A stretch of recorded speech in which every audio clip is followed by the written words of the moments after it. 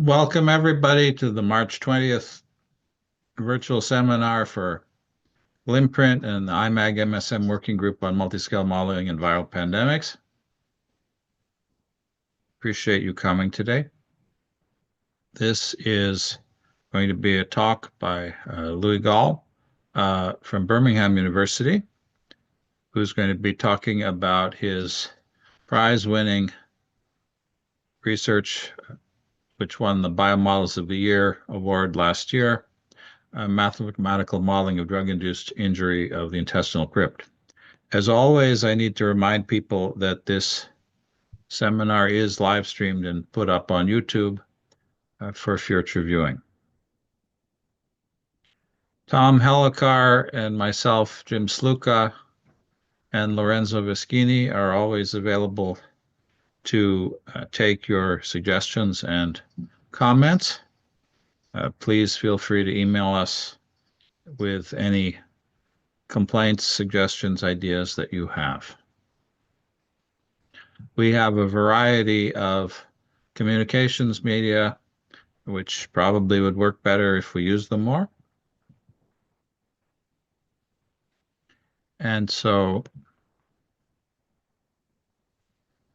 I want to call attention to the GLIMPRINT website, the IMAG website and wiki. We have a LinkedIn page for the IMAG, and of course the YouTube archive of the talks.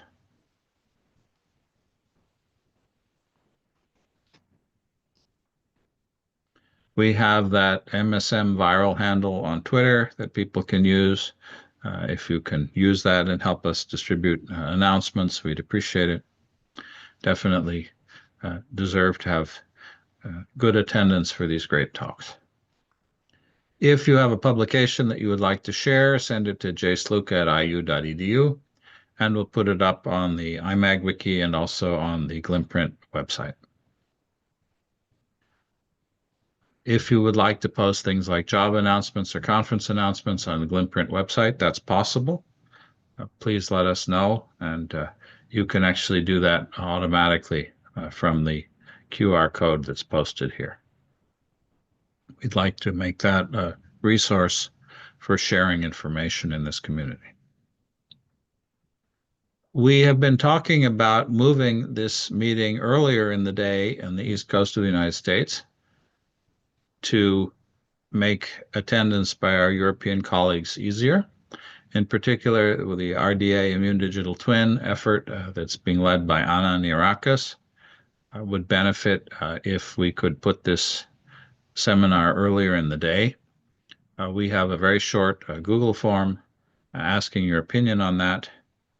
And I'll ask Lorenzo if you could put the link to the Google form in the chat. That would be very helpful to try to identify the time that would be optimal. There isn't a perfect time. Zoom can abolish distance, but it can't abolish time zones. There isn't a perfect time for everybody, but we would like to make this as friendly as possible. I want to draw your attention to some interesting upcoming events. There is a cytoskeletal modeling workshop in Raleigh, North Carolina, May 12th through 16th. That could be of significant interest to many of the people in our community. Reach out to Giulio Belmonte, who is leading that effort, and if you want to attend that. We also are going to have our annual CompuCell virtual tissue modeling workshop and hackathon. It's going to be spread out over 2 weeks at the end of July, the beginning of August this year. That is not quite free anymore. We're not charging a $25 registration fee, but it's a virtual workshop that will last 2 weeks. And if you're interested in that, come to me and happy to talk to you about it. We have ongoing the first open VT reproducible agent-based modeling multicellular model competition. Deadline for submission is March 31st. We would love to have people who are doing modeling of the kind we're going to be hearing about today compete for that award.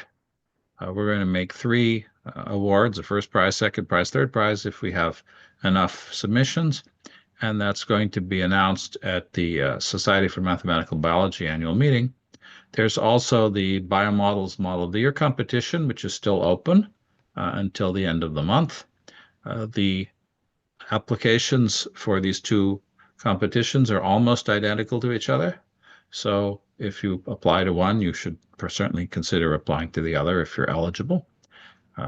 Reach out to us, openvtprize@gmail.com, if you have questions about the first one, and reach out to Sharif or through the website if you want to apply for the second one. We're pleased to say that GLIMPRINT is going to be hosting a two-part mini symposium on immune digital twins at the 2025 Society for Mathematical Biology annual meeting. There are going to be 10 talks. Gary, Yi, Reinhardt, Julie, Jason, Esteban, Josh, Eber, Elsa, and myself are going to speak at that. I hope many of you will be able to attend. And if you would like to think about how we can do a better job in organizing these for the future, we've been talking for a long time about having an in-person meeting of our community. This is a great way for at least a good fraction of their people to be able to get together in person. At the SMB meeting, there's also going to be a satellite workshop on multi-scale modeling, OpenVT on model standardization and model sharing and best practice. That is going to be on the campus of the university rather than at the convention center. It's the day before the main meeting starts on July 13th. And registration for that is separate from the main registration. And I'm not sure that that registration form was up on their main site. So please think about participating in that if you are going to be going to the SMB meeting. We'd love to have as many people as possible attend that. There is the Fourth International Summer Institute on Network Physiology, July 27th to August 1st in Italy. That might be of interest to people. I guess we've just missed the application deadline, although I think they may be willing to take some late applications. Moffitt Cancer Center is still doing faculty searches in the area of multi-scale modeling, specifically focusing on cancer deployments of it. That's a great group. Encourage people to look at what they're doing there. We've had people from Moffitt speak multiple times over the years as part of this series. Coming up, we have today's seminar. Next week, we have Ramon Ortiz Catalan speaking. We have Marcus Covert talking about their computing an organism for E. coli on April 3rd. So you've heard me say many, many times, please suggest the people you would like to hear. Feel free to suggest yourself, your graduate students, your postdocs. Don't worry if you've spoken before, if you have new material to present. We're always happy to hear how things have developed for your research. And if you have people you would like to hear from who've done experimental work, clinical work, or modeling work that you think this community should hear from, please do suggest it to us. You can either use the online Google form or you can email us, Lorenzo, myself, Tom, or Jim Sluka, and we'll do our very best to get people onto the roster for the seminar series. We will have a steering committee meeting tomorrow at 11 a.m. I hope people will be able to attend and are open for any other announcements. Are there any other announcements before we go on to the seminar?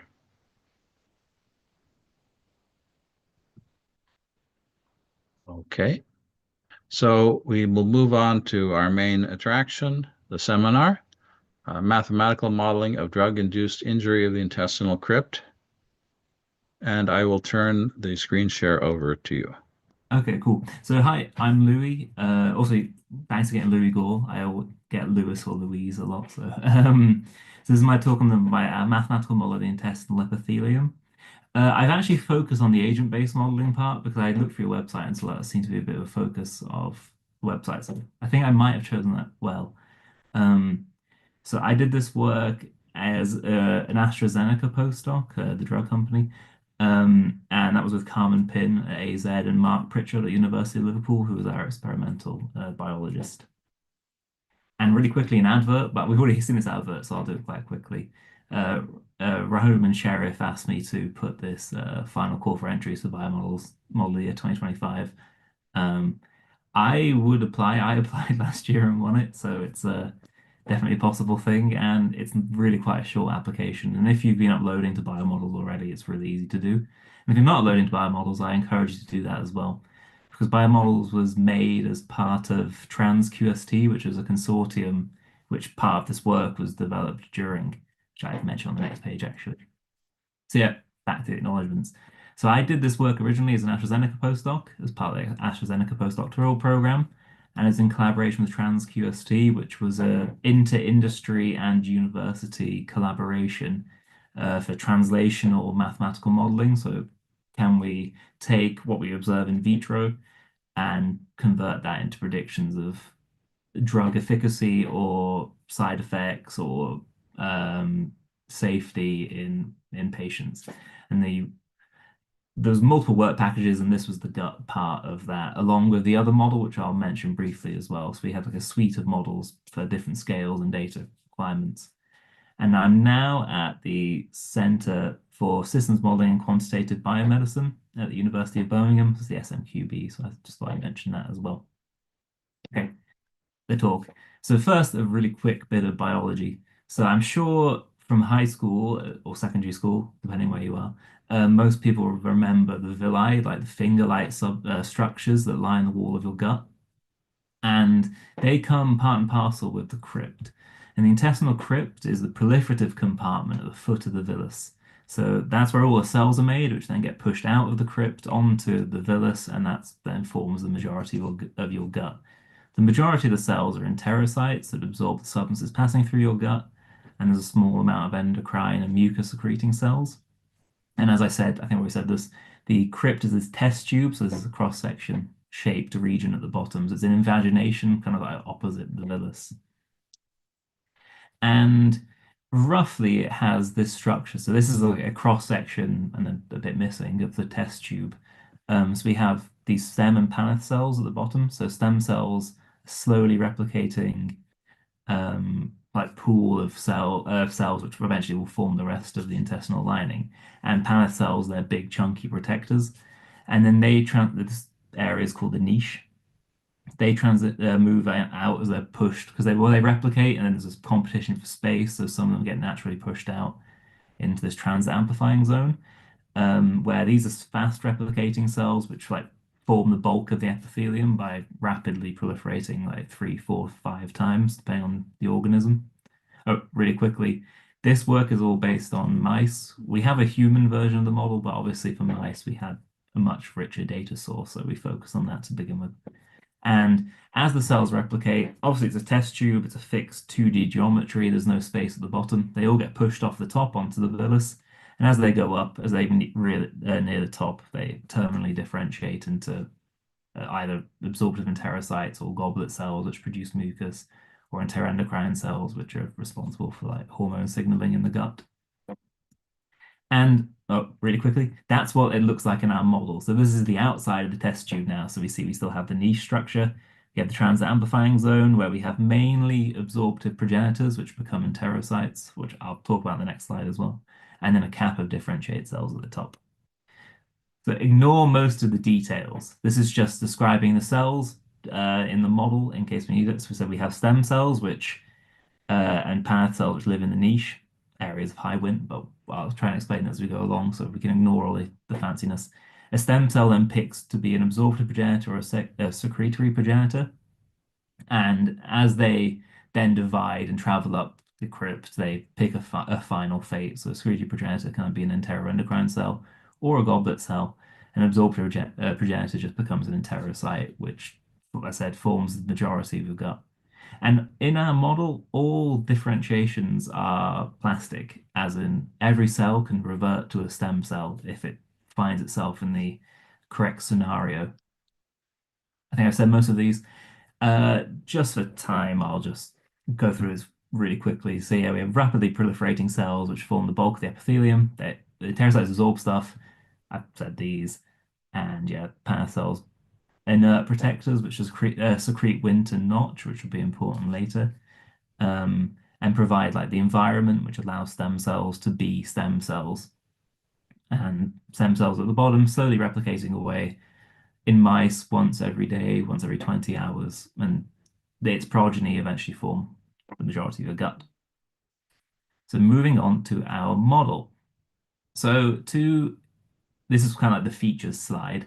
So in our model, we consider four signaling mechanisms, contact inhibition, and we have cells which simulate their own cell cycle and DNA and RNA integrity. So these are all tiny mathematical models in their own right, which have chosen sometimes just to be simple, often with arbitrary numbers which just recreate the like large scale behavior. Um, but they're based on knowledge that we know and interactions that we see in actual biology. So really quickly, we have a Wnt source at the bottom. So this is from mesenchymal cells which surround the niche. So if you think the test tube isn't just floating, it's surrounded by the mesenchyme, the cells that surround your gut. So these secrete Wnt, and this creates a natural region of stemness. So cells with high Wnt can proliferate, and if they have really high Wnt, they want to be a stem cell. And Paneth cells, the blue cells, also secrete Wnt. So it creates a region of high Wnt where the cells now become stem cells because they say, I have high Wnt, bound to be a stem cell. And the balance between the stem and the Paneth cells is determined by Notch signaling. So if that creates the checkerboard lateral inhibition, which I'll maybe touch on later, and really all it does is say, if you're next to a particular type of cell, don't be the same as that cell. And in doing so, it creates a balance, a roughly one-to-one balance between Paneth and stem cells. And then further up, it creates the balance between secretory and absorptive progenitors. So as the stem cells come out, obviously they want to go one-to-one, absorptive to secretory cells, but the secretory cells don't replicate. So the absorptive cells outnumber them by like 10 to 1 or more. Finally, cells also, based on the forces they feel, um, as in, so the forces they feel tell them how packed the local area is, and that determines how quickly they replicate. If you think the structures are test tubes at the bottom, the cells are stuck, and there's lots of cells in the way. So they experience high forces or high pressure, so they replicate slowly. And as they go up, they replicate faster, as there's no longer that squeeze from all the cells in the bottom of the tube. And in our model, we don't model the villus explicitly. This is because, first of all, computational reasons, it saves a lot of time. And second is because they're mostly inert. All the cells in the villus are terminally differentiated, and they're roughly on a conveyor belt. So as more cells are pushed out the crypt, they push the cells off. And when they get to the top of the villus, they get knocked off the top and float into your gut. So what we do is we track all the cells on the villus as actually one giant vector of 1,000 cells. And when a cell leaves, it gets put onto the bottom, and the end one gets knocked off. However, the cells on the villus can still age and undergo apoptosis if, for example, the proliferation of the crypt stops, so the villus isn't being replenished, the cells will age and die, because obviously they're not being pushed off because they're not being renewed. And so this is the bit I now added for, I thought people were interested in age-based models, so I thought talk a little bit about the detail, but I think trying to aim for 40 minutes max, so it's quite a dense slide and quite fast. So we chose the cells to be elastic spheres that obey Hertzian contact mechanics. So overlapping cells feel a repellent and adhesive force, a repellent force and adhesive force, and the various constants. And yeah, explaining the terms here, which I'm not going to do. So roughly the adhesion is strong when the cells are just touching, so that they pull each other in ever so slightly, but any closer than that, obviously these equations will balance at some point. I think it's about a 5% overlap of the cells. Um, and so that keeps like a nice continuous tissue and helps pull the cells up onto the villus. And also for orderly motion, we also have a frictional force proportional to the relative velocity of the two cells and the area of their overlap, which keeps the motion steady. And as common in a lot of most cell simulations, the cells move according to Stokes flow. So viscous forces dominate this little animation. So we get rid of the MA part of Newton's law. So we just have the velocity is proportional to the sum of the forces experienced by the cell. So this is the velocity of cell I is the sum of all J or the other cells, the forces between cell I and all the other cells. And from these forces, we calculate the pressure or the virial stress experienced by the cell. So it comes from this formula. So the virial stress is the tensor product of the forces and the radius between the center of the cell, sorry, the center of cell I to the plane of contact with cell J. So virial stress is actually meant to be like the average stress experienced in a point cloud in the gas. No, sorry, yeah. The average stress experienced by a particle in a gas, say like a cloud of point light particles. But we just used it for a quick approximation of the pressure felt by the cells. Because obviously they're not actually deformable spheres, they're just spheres that overlap and they don't change size and they don't have any internal fluids or pressure. So it was a nice approximation. So from this, we calculate the pressure as normal. So the pressure is minus third of the trace of the stress. And this reduces to this formula. So it's just the sum of the modulus of the forces divided by, well, 4 pi times the radius of the cell squared. So really roughly, we see the pressure experienced by the cell is proportional to the sum of the forces it receives. So that gets the behavior we want. And this goes into a scaled logistic function to determine the division time of the cell.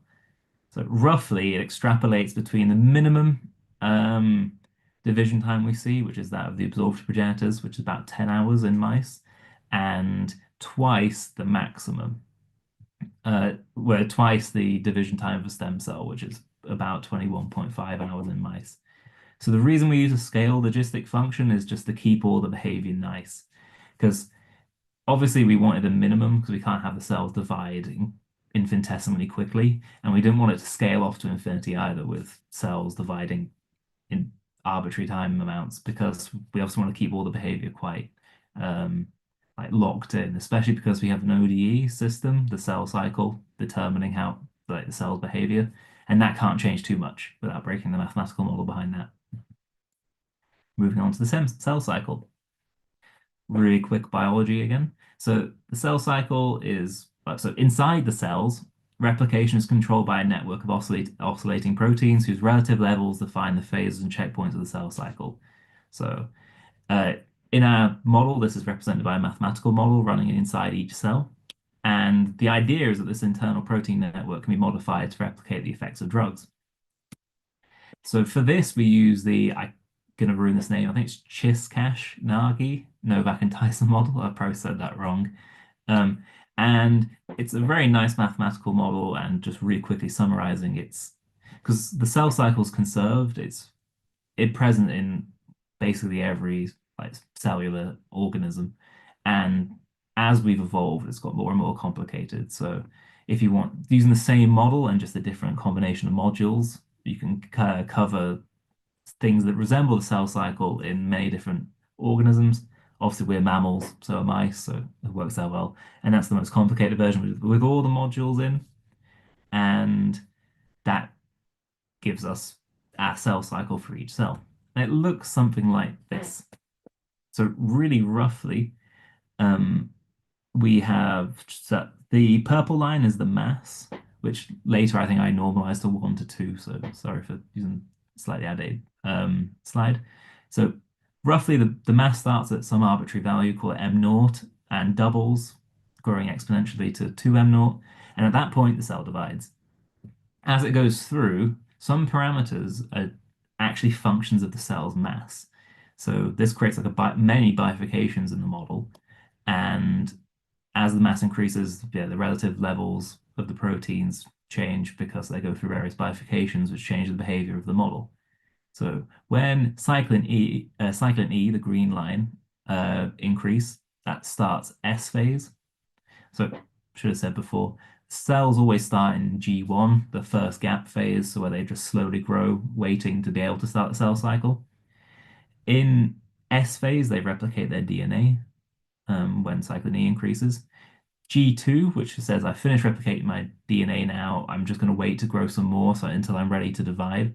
That's the second gap phase. Happens when W1, this purple line falls. Cyclin A, the blue line decreasing starts M phase, which is the mitotic phase, so the cells are preparing to divide. And in the red line, cyclin B, when that falls, the cell says, okay, it's time to divide. And in the model, this then creates two cells with half the mass, and it just goes again. And in our model, we obviously have different cells and different division times. And this is important because cells on the right, so cell on the left is our stem cell, the slow cells, about 21 and a half hours long. They start in G1, they wait, they just grow slowly, nothing happening, and they go through the cycle as it was in the previous slide. Um, and so this is all good. The faster cells, which the trans-amplifying cells, which reproduce in 10 hours, they do it effectively by skipping G1 and G2. But the replication of their DNA is roughly fixed. That's a process that can only go so fast, and it takes 8 hours in either cycle. We can see here and in here. So they do it by getting rid of G1 and G2. And so to do this, because remember, I have more details if anyone's interested as a backup slide, but I cut it because it's a bit boring. Um, to do this, we made parameters of the cell cycle model functions of the desired division time. So obviously that is a number which goes from 10 to 42 in that scale logistic function I mentioned. And so as the cell is going through its cell cycle, it's actually changing the parameters of the cell cycle constantly to shorten or lengthen G1 and G2 to make sure that S phase always takes 8 hours so it can correctly go through the cell cycle, all the cell cycle phases in the correct order, and it can divide in a realistic manner. Getting this right was important because cell cycle targeting drugs will act during particular phases. So a classic one, which I talk about later, is the old-fashioned cancer drug 5-FU, which really only affects cells which are in S phase. So getting the correct distribution of of the cell cycle phases was necessary to model that drug correctly. Because if the cells aren't in S phase for the correct amount of time, the distribution of cells is not going to have the correct population dynamics, and the drug is not going to look like it should. And then we also have a very cheesy little toy model of DNA and RNA integrity in each cell as well. So this is a really simple model. DNA 1 is just there. It either grows, if it's not 1, nothing happens. If it's below 1, it quickly fills up in S phase, or it fills up slower, not in S phase. This is, and so what happens is when the cell hits S phase, DNA1 divides into DNA1 and DNA2. They get half each to recreate the DNA helix unwinding, and they quickly rearrange. The cell undergoes mitosis and they get one each. We also track in a similar way the cell's RNA integrity. So this is obviously we couldn't model each RNA. So we just have a number between 0 and 1, which says how healthy is the cell's RNA. This is roughly because a lot of cancer drugs work by interfering with the cell's ability to interfering with the cell's DNA or interfering with the mRNAs and the RNAs in the cell to prevent it from functioning. So we just have a health of the RNA term. And we then couple this to the cell cycle model I mentioned previously. So DNA damage increases the production of P21, which is one of the terms in the model, which I probably should have mentioned. And this slows or halts progression through the cell cycle, type of throw. And RNA damage just reduces the cell's growth rate, based on the idea that it can't make protein, so it can't grow. Really quickly going back here, so we get P27. So that falling is part of how cyclin E can go up. So When the cell has high DNA damage, this level doesn't fall, so the cell can't enter S phase, so it can't reproduce. Um, and finally, the cell also goes through cell cycle checkpoints. So the progress through the cell cycle determines the cell's behavior. So it starts in just G1. At the end of G1, it checks its levels of signaling and says whether it should divide or differentiate at this point. Whatever it chooses then, it's locked in. If it decides to go through the cell cycle and divide, it goes through S phase. And then G2, at the end of G2, it checks to see if it's healthy, it checks its DNA and RNA levels and whether it can enter M phase.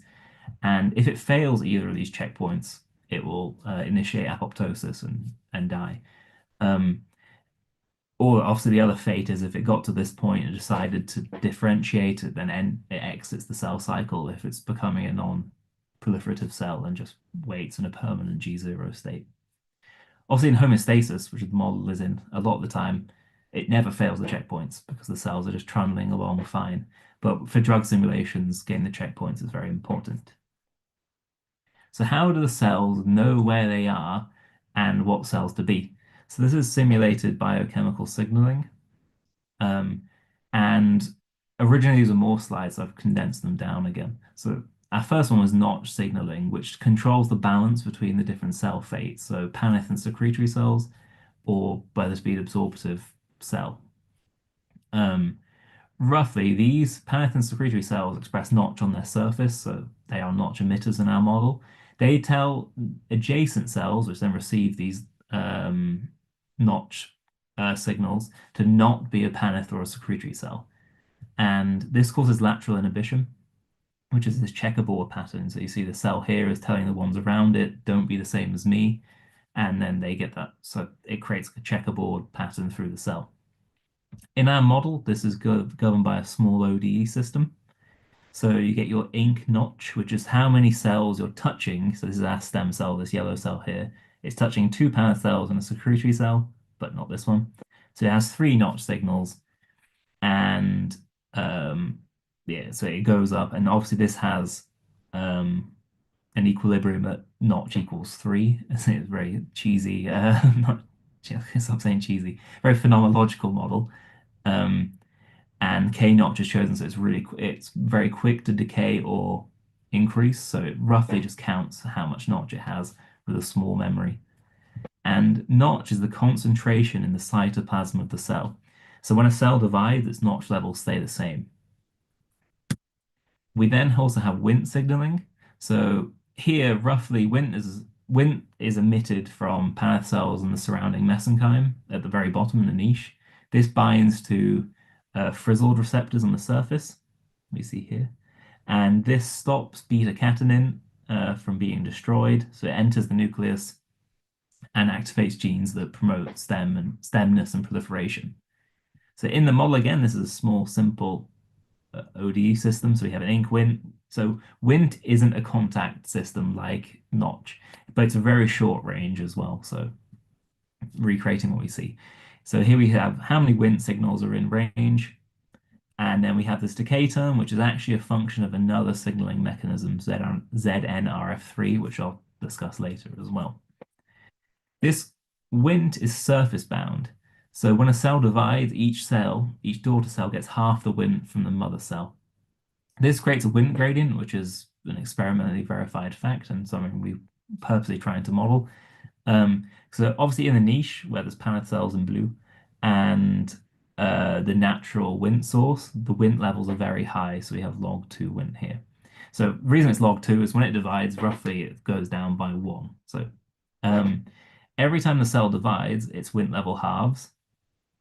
And as it moves up, so this is the Z-axis of the model, as it moves up, it gets pushed out the niche where it's away from Wnt sources. Every time it divides, it halves its Wnt until it hits a point, which is here, this gray line, which I've set to 2 to the power of 2, but it's actually a dynamic feature of the model as well. And after this point, when the cell hits the first checkpoint, it decides to differentiate instead. So it becomes these red enterocytes. And So yeah, you have high wind at the bottom and a gradual decline of wind until the top. And this gray line is actually determined by another signaling mechanism called BMP. So this is a way of the villus feeding back on into the crypt to say I either have too many cells or too few cells. Can you calm down or increase the amount of proliferation in the crypt? Um, so the number of enterocytes based on like desired homeostatic amount provides this exponentially decaying term down through the crypt. So at the top it's very high, and at the bottom it's almost zero. So this diagram here was too overly simplified. This line is actually a function of height as well, so it probably should be more like a curve. Um, so as the cells go up, they find higher and higher BMP levels. If their BMP level is higher than their Wnt level, they differentiate. Um, so yeah, that makes sure the cells at the top don't keep proliferating and gives them room to proliferate inside the crypt system itself. And so I've gone back to this diagram. So now, hopefully, sorry for going so fast, we can understand this a bit. So at the end of G1, a cell picks whether to divide or differentiate. So when it has high Wnt, it picks to be a stem cell or a Paneth cell based on the amount of notch signaling based on its neighbors. When it leaves the niche, it no longer receives Wnt, so every time it divides, it loses it. It loses half its Wnt to its progeny, and then it either picks to be an absorptive progenitor or a secretory progenitor. These don't divide, they just wait 24 hours and then probabilistically pick a fate. However, absorptive progenitors divide 3 to 4 times depending on how far they get up the crypt before they find high BMP levels and then become an enterocyte. And all the cell states are plastic, so they can de-differentiate in response to respond to injury. So if a cell finds itself back in the niche, it will just differentiate into a stem cell. Though that would require no stem cells to already be there. There has to be space in the niche for it to manage that. That's why I put them in gray, de-differentiations. There's also one final signaling mechanism. So we also have this paracell negative feedback issue. So paracells are stiff, so they create high pressure in the surrounding cells because they put high forces on them, and they produce Wnt. So this leaves like a feedback loop for their own formation. So paracells create high Wnt and slow the cells down, giving them a lot of time to absorb Wnt. And so what happens that we found is, and before we realize, well, this is actually based on actual biology as well, but also found in the model. We originally weren't going to include this. Past cells and stems, the niche would explode out the area it's supposed to be. So what we needed is another feedback mechanism.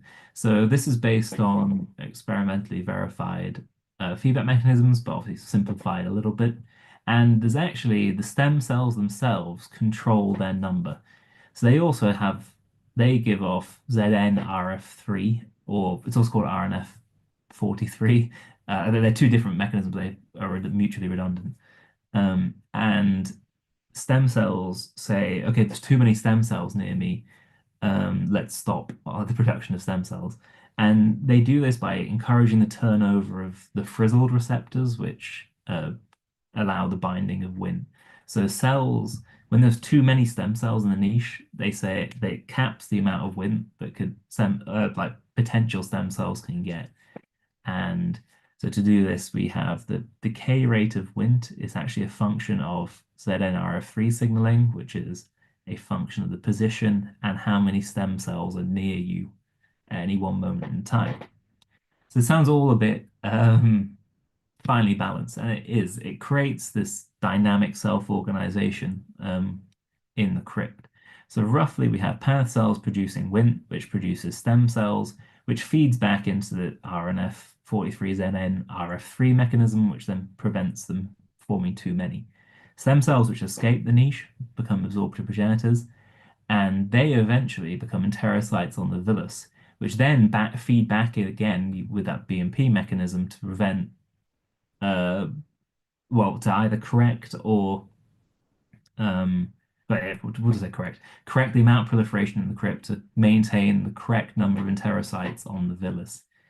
So this tissue scale behavior is calibrated to maintain homeostasis and recover in realistic timescales based on mice experiments. So yeah, we have four signaling mechanisms which control the homeostatic behavior of the crypt. So we trust those, and the goal for our drug injury simulations is to perturb the inner workings of the cell and rely on the signaling mechanisms we've made to be like the tissue scale behavior. And to do this, we used 5-fluorouracil or 5-FU. And so 5-FU is metabolized into FDUTP and FUTP. These create DNA damage and RNA damage, respectively. So DNA damage leads to cell cycle arrest and apoptosis, and RNA damage can also lead to apoptosis or a hindrance of cell growth. So this is like in one cell, but the insult to the single cell propagates to a loss of the epithelial barrier. And we would relate this to the lack of cells on the villus and use this to calculate a probability and severity of chemotherapy-induced diarrhea. And it's not glamorous, but I think 70% of chemotherapies have like life-threatening diarrhea as part of their side effects. I think simply because roughly you poop out everything that comes, well, most things that come in your body. So the drugs you take end up in your gut in some form. So how does the 5FU simulation work? So on the left, we have our normal cell cycle and our little DNA and RNA model. When 5FU comes in, so the purple line's the cell mass, that's prevented from increasing, but this cell managed to go through the cell cycle. But at that point, it was too broken and then just pauses. It goes cell cycle arrest. That's as in the background, 5FU is damaging the DNA and RNA level. So blue and red are its DNA and orange is its RNA. And that's interfering with the cell cycle production rates and preventing it from going through the cell cycle correctly later on. Yeah, moving on. So I've this big video of what happens in the simulation itself. So I will press play if I can. Does the play work on here? Yeah. So roughly, actually, pause again. This on the bottom right is the concentration of 5-FU in its metabolites at day 0, and then every 12 hours after that, we'll give the drug. And this is going to kill individual cells, they'll turn brown, or just freeze, they'll just stop proliferating. And all of these, if you're interested, but there's too much going on, I can't talk about it all. The feedback mechanisms I mentioned, ZNRF3, WNT, BMP, and Notch, controlling how the cells behave. And then we also have a count of the cells in the crypt and a count of the cells in the villus. This one is what we link to the probability the drug causes diarrhea because diarrhea is caused by the villus, so your epithelium breaking down, which is like your villi not being replaced. So I've lost the play button. So what happens is at day 0, the drug comes in. Why isn't the play button staying available? Okay, let's keep talking. So when the drug comes in, we see it's starting to kill cells. Some of them are going brown, and cells are generally slowing down. So we can see in the bottom left, the number of cells in the crypt is going down over time. And because they're not proliferating or they're dying, the cells in the villus aren't being replaced, and the villus is dying off very quickly. And eventually, I think day 4, the drug stops, and after a little delay, everything kicks back into gear. The cells start reproducing again. The signaling mechanism tell them where to be and what cells to be to become healthy again, reach homeostasis, and the villus repairs itself over time. And yeah, I'll just let it play out. So you see it quickly rushes back to homeostasis. And these numbers and the time scales and the amount of damage is all calibrated from mice experiments. And there we go. So it reaches homeostasis. And it's this dip in the villus cell counts, as I said, that we relate to how toxic the drug could be as a side effect. And for some reason, I played it twice. So I will just move on. Finally, because I wanted to leave 5-10 minutes for questions as well. I thought I was originally going to do the talk about our modeling suite, but I said I saw you liked agent-based models, so I focused on that. I thought I'd just mention our other piece of work, Carmen and I, about the ODE epithelium model. So in the cases where we don't have the data to use the agent-based model, we have an ODE system, which I guess is some sort of which should be related as an approximation um, of the ABM to cover, say, if we know how a drug works in terms of cell population level numbers, not individual cell damage. Um, so this model is stem cells, proliferative cells, differentiated cells, which get pushed onto the villus. There's a negative feedback, BMP all the same. Drugs can cause arrest or apoptosis, and the model also predicts transcript and metabolomic quantities, so citrulline, which is made by cells in the villus, and P53 and other mRNAs, which are commonly measured. And most importantly of all, the model predicts the probability of patient experiencing diarrhea, which is graded between mild or severe. So we calibrated the model using transcriptomics obtained from mice and patients. So these are these are functions of the various cell populations, and we see they based on different. This is 5FU again, so control small dose 5FU and a big dose 5FU. See how the transcriptomic profiles change, and how this leads to diarrhea in patients. So the idea behind this is, in theory, if we only had the transcriptomic data rather than like all these cell numbers, like proliferative cells, stem cells, differentiated cells, we could like back calibrate the model just using a source subset of its predictions. Um, and then in the paper, we use this model to predict 5FU again and doxorubicin induced damage in the crypt. So it's similarly as before, we introduced the drugs as PKPD models, and this then perturbs the cells and leads to diarrhea rates over time. So as opposed to the ABM, we only need to know the concentration dependent rate of drug-induced cell death. So that I mean, we just need to know how many cells per dose per time step that we should be killing, rather than knowing how each cell is perturbed in the crypt, which we need for the agent-based model. So really quickly at the end, I'll try to only take a few minutes. Why are we going with this? So my preferred next step is to look at human intestinal organoids. So the crypt, which I've spoken about enough, so I'm not going to go over that, is well modeled by these experimental systems called organoids. So they kind of create, this is the crypt here, and this gap in here will be a villus-like structure.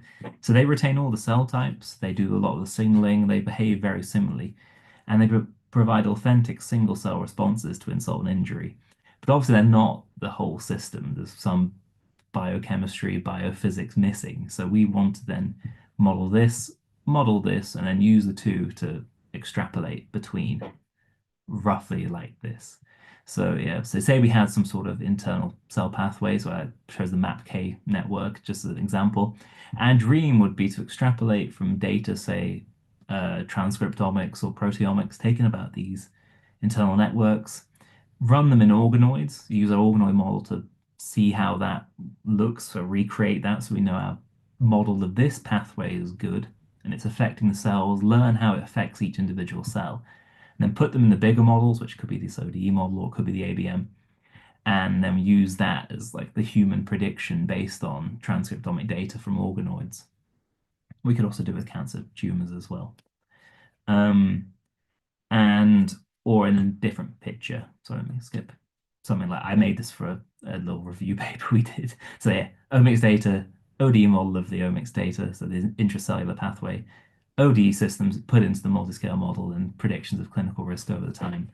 And yeah, I have 7 minutes left and I will end there and put a better slide on. So let's go back to. Sorry for going quite fast. Okay, wonderful talk. It's absolutely the kinds of things that people here are interested in. And your specific call out, the importance of building replicates of the organoid culture systems to do in vitro and in vivo extrapolation is something that we're very sympathetic to in this audience. So turn over the floor to questions. Questions? Lutz. If I may, Louis, thank you for this great talk. So maybe I missed it. How do you constrain your cells to remain in this test tube shape? It's 3D, right? And it's hollow in the middle, so Yeah, you have yeah. some force to an imaginary wall or something. Yeah, so actually, I probably should have mentioned this. I skipped over it by mistake. We One of the main focuses that we had for this is agent-based models are heavy, so we tried to make it computationally lean. So on my MacBook, I can run like 10 days in about 3 minutes. And part of this was getting rid of, so I know a lot of agent-based models have like a force, like a sticky wall. So we kind of we cheated this a little bit. So the cells are every time step, which is small to make sure the behavior is good, the cells are just projected back into the geometry. So that's a hemisphere at the bottom and a cylinder at the top. So provided the time set's small enough, the cells don't really go far enough off the geometry that projecting them back was creating any aberrant behavior. So So it's that's a actually a pretty good thing. two-dimensional manifold on which the cells Yeah. are moving, right? Okay, thank you. Mhm.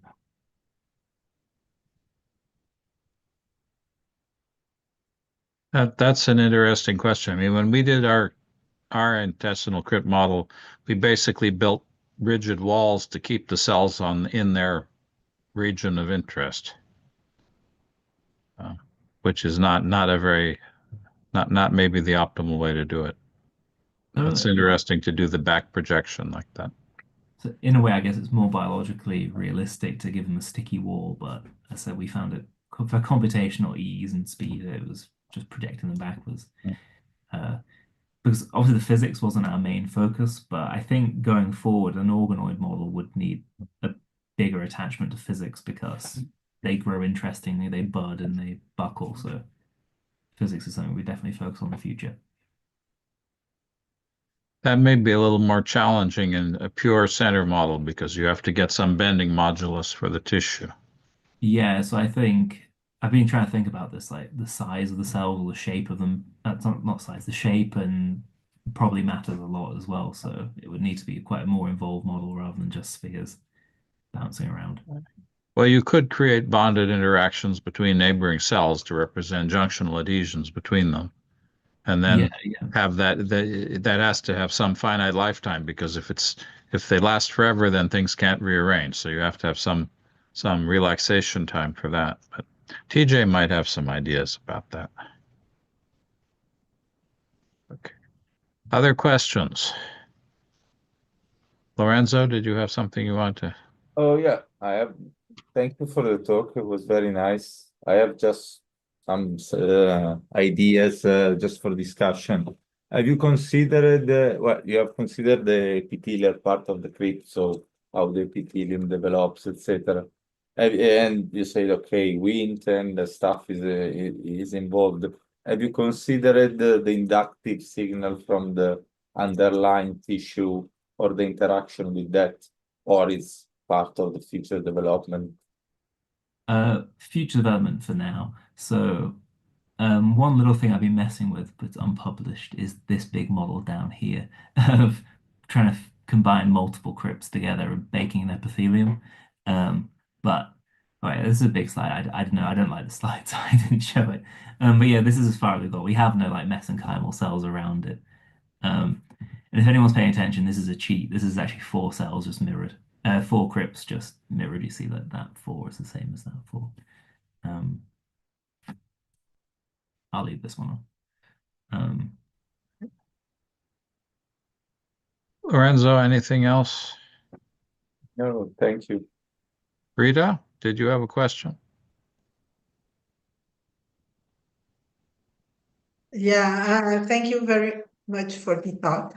It was wonderful. I didn't really understood how or if you have considered all the inflammation thing. I mean, the macrophages and things like that. so no, simply because it was too difficult. I have this at the top, inflammatory bowel disease. So that's something I've been working on since leaving AstraZeneca is how can I was like, let's just look at inflammatory bowel disease for this, and I found it obviously way too difficult for an agent-based approach because obviously there's the like gut microbiome, inflammation, the immune system. and all the other features. So yeah, we're focusing mainly on this in like a data science or AI-based approach at the moment. So we are building some models of ODE models for the inflammation of the cornea, and maybe we could talk if we could do something for the crypt, if you Yeah, sure. Yeah, would like to. that'd be great. Okay, I'll send you an email. Yeah, thanks. Thank you. I also realized I didn't say thank you for inviting me, and especially also thank you for having me back after having to cancel really late last time. So yeah, thanks. Not at all. We're glad that you were able to do it. Other questions? So, I mean, you have this very detailed drug discovery model in a sense. What would your next targets be if you were going to use I understand you may be going in different directions, but if you're going to use this for either toxicity or drug discovery, what do you think the next thing you would add to the model would be? You've got some of these things on this slide. Certainly the intracellular regulation and signaling is probably a big thing. Yeah, Lutz. so yeah, just adding more. Well, so I was like, you could just add more intracellular protein networks to it. Kind of the obvious way of doing it. Um, But yeah, as I said earlier, I think there's two ways. First of all, make the physics a little bit better, which could be interesting because you mentioned like cell-cell junctions because, for example, things like C. diff affect the cell junctions between cells and obviously that's also involved in the MAPK cascade. So something like that is interesting to me, and also just learning more about how the intracellular protein networks lead to downstream effects on the cell. How does it, at an agent-based modeling level, how does that affect the decisions the cell makes?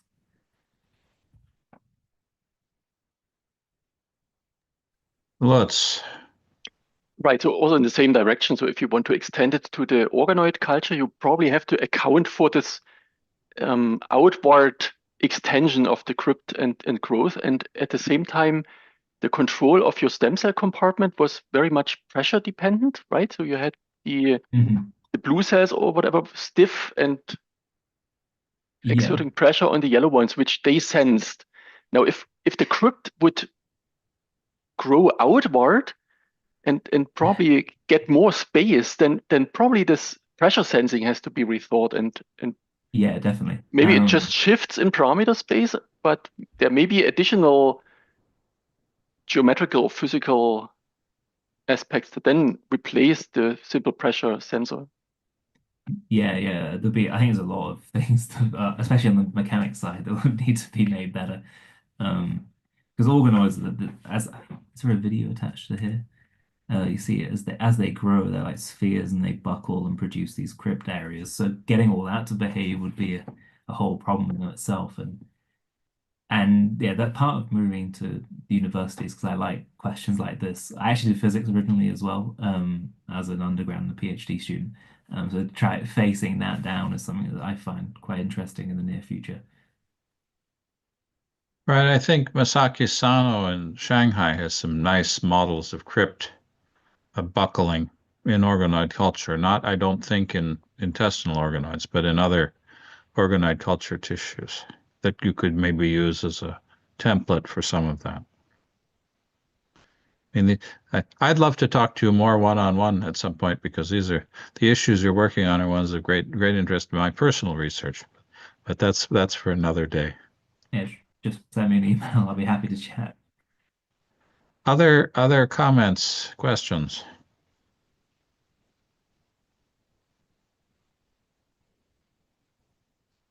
Okay, well, I'd like to thank you very much for coming and giving us this great talk. And I'll see people who are part of the steering committee tomorrow. And we'll see everyone else in 2 weeks. Thanks so much, everyone. Bye. Bye. Thanks Bye. again.